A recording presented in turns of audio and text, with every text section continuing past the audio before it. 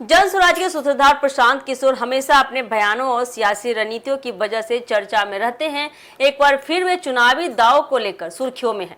Bankepur seat, जहां से जन स्वराज के चुनाव लड़ने का ऐलान के बाद बिहार की राजनीति गर्मा गई है। अब सबसे बड़ा सवाल यही है कि अगर खुद प्रशांत किशोर मैदान में उतरते हैं तो क्या भाजपा के मजबूत गढ़ में मुकाबले की कोई तस्वीर बदल जाएगी? क्या राजनीति में कोई नया रंग लाएगा? क्या है पूरी खबर, जानिए हमारे साथ विस्तार से। नमस्कार, एक न्यूज़ 24 देख रहे हैं आप, मैं हूं आपके साथ ब्यूटी।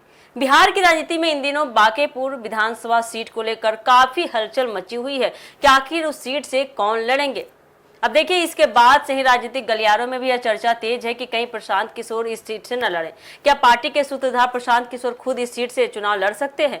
हालांकि प्रशांत किशोर ने अभी तक खुद उम्मीदवार बनने का औपचारिक रूप से कोई आधिकारिक पुष्टि या आधिकारिक ऐलान नहीं किया इसको लेकर, लेकिन जिस तरह से उन्होंने बांकेपुर को लेकर आक्रामक रुख अपनाया है, उससे तो अटकलों का बाजार गर्म है। पार्टी के समर्थकों और कई राजनीतिक जानकारों का भी मानना है कि अगर पीके खुद यानी कि प्रशांत किशोर खुद मैदान में उतरते हैं तो मुकाबला सामान्य नहीं रहेगा। पहले की तरह बांकेपुर को लंबे समय से भाजपा का मजबूत किला माना जाता है। ऐसे में अगर प्रशांत किशोर यहां से चुनाव लड़ने का फैसला करते हैं तो यह लड़ाई सिर्फ दो दलों के बीच नहीं बल्कि नई राजनीति और स्थापित राजनीतिक ताकतों के बीच की सीधी टक्कर बन सकती है। राजनीतिक विश्लेषकों का कहना है कि प्रशांत किशोर पिछले कई वर्षों से बिहार में शिक्षा, रोजगार और व्यवस्था परिवर्तन जैसे मुद्दों को लेकर लगातार सक्रिय रहे।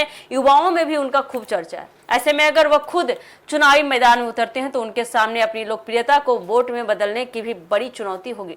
वही भाजपा भी इस सीट को हल्के में लेने की स्थिति में नहीं होगी। मजबूत संगठन और पुराने वोट बैंक के दम पर भाजपा यहाँ अपनी पकड़ बनाए रखना चाहिए। ऐसे में अगर प्रशांत किशोर उम्मीदवार बनते हैं तो बांकेपुर का चुनाव बिहार की सबसे चर्चित राजनीतिक लड़ाइयों में शामिल हो सकता है। फिलहाल तस्वीर पूरी तरह साफ नहीं है, लेकिन इतना तो तय है कि प्रशांत किशोर के संभावित चुनावी कदम ने भाजपा समेत सभी दलों की नजरें बांकेपुर पर टिकाकर रख दी है। बांकेपुर का सीट फिलहाल खाली है।